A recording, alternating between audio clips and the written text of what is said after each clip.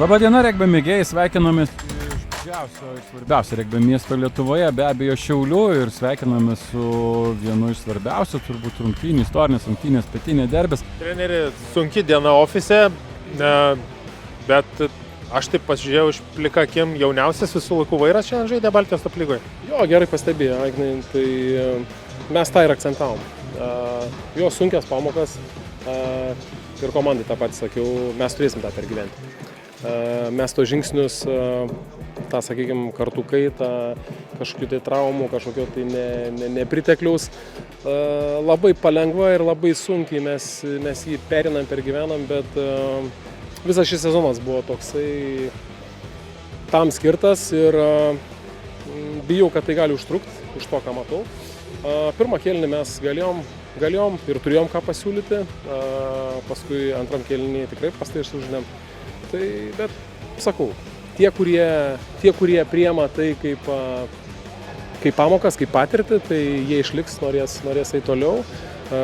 Galbūt, labai tikiuosi, kad tokių nėra, kuriem tai tinka. Tai važiuojam toliau. Aš taip irgi dar iš akies, ar teisingai suskaičiau, kad pusfinalyje matysim tarp 5-8 žaidėjų papildomai daugiau patyrusių. Turbūt taip. Tai šiandienai neturėjom tos senimo, tos patirties dėl ten asmeninių priežasčių. Keletą traumų, aišku, kapitono nebėra ir nebus visą sezoną. Bet sakau, čia vėl, kaip pažiūrėsim. Kokia trauma kapitonui? Tai Pauliui viskas, ranka lūžus, operacija padaryta, tai jis out ir neaišku kiek. Tai, bet sakau, kaip čia pažiūrėsim į tą vietą, ar mes esam ta komanda, kuri galim kovoti šiandieną dėl aukščiausių vietų.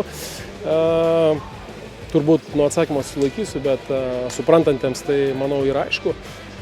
O visi kiti tie komentarai ten kažkokie tai ne į mūsų pusę, mes juos priimam, pergyvenam, mokomės, imam patirtį. Tai mūsų tikslas sezono. Labai smagu už tavo progresą šiais metais, bet apie šiandienos rungtynės.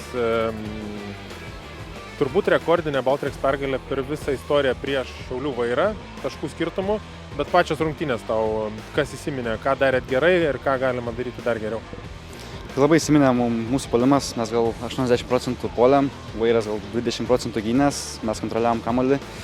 Labai patiko komandos žaidimas, aišku, buvo tų klaidų, bet labiausiai įsimintina yra puolimas mūsų. Tikiuosi, kad atsinešim į pusfinalius ir finalą tokį pat puolimą. O kas Deividui, kokia trauma? Tai aš nežinau tiksliai, bet man rodos, kad nosis lūžo. O antras kėlinys, toks labai chaotiškas buvo, bet kai pavykdavo jum biškį struktūros įnešti, atsirasdavo ir taškai.